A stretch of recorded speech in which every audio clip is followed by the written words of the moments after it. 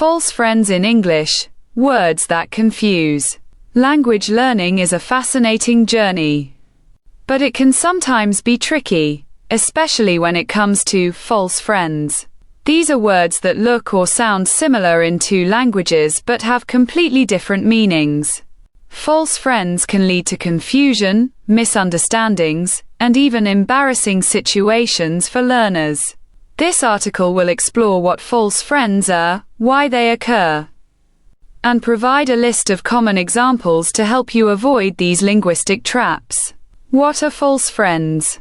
False friends, also called false cognates, are pairs of words in two languages that resemble each other in form but differ significantly in meaning. These words can be especially confusing for learners who already speak one language and are learning another. Because they appear familiar, learners may assume they mean the same thing when they don't. For example, the English word, actual, and the Spanish word, actual, may look identical, but their meanings are different. Actual, English, equals real, true. Actual, Spanish, equals current, present day. Why false friends exist? False friends often exist due to shared language roots. Many European languages, for example, share Latin origins. Over time, words that started from the same origin evolved in different directions in different languages. Sometimes, languages borrow words but assign them a new meaning, which further complicates things. Common English false friends and their confusing meanings. Let's explore a list of commonly confused false friends, especially those that affect speakers of other languages when learning English. 1. Sympathy versus simpatia, Spanish. English. Sympathy equals feeling sorrow for someone's misfortune. Spanish. Simpatia equals friendliness or likability. False assumption.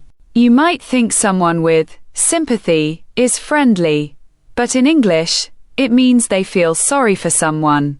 2. Fabric versus fabrica, Spanish, Portuguese.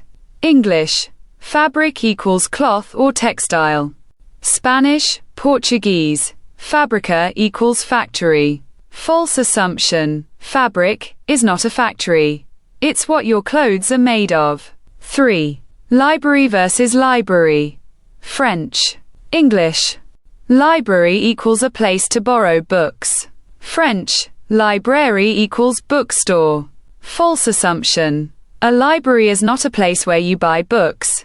It's where you borrow them. 4. Eventual versus eventual, German. English. Eventual equals something that happens at the end or finally. German. Eventual equals possibly. False assumption, eventual, does not mean maybe in English. 5. Assist versus assister, French. English.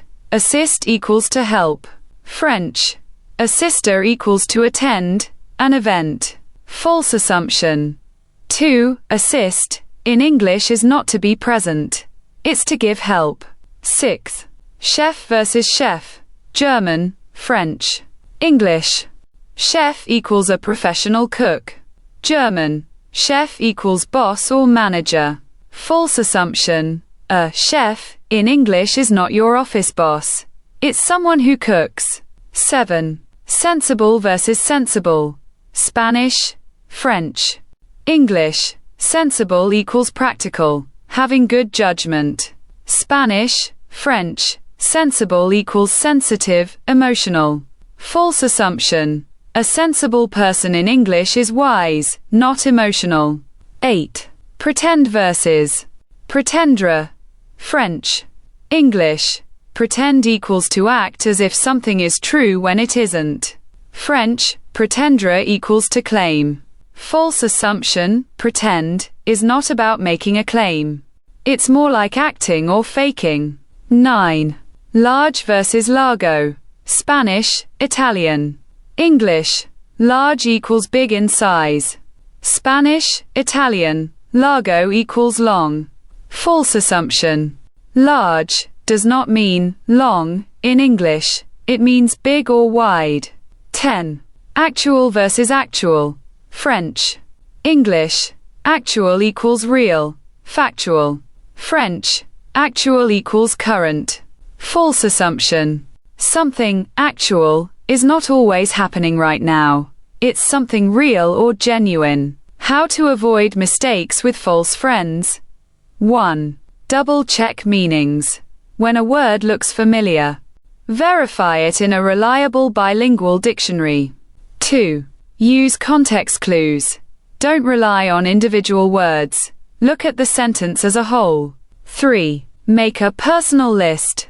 Write down the false friends you come across to memorize and avoid repeating mistakes. 4. Practice with native speakers. They can help correct false assumptions and guide your usage. Final thoughts. False friends are a normal part of learning any language, and English has plenty of them. They can be confusing at first, but with attention and practice, you can master them. Remember that language is not only about vocabulary. It's also about meaning, usage, and context. Be patient with yourself, keep learning, and don't be afraid to make mistakes.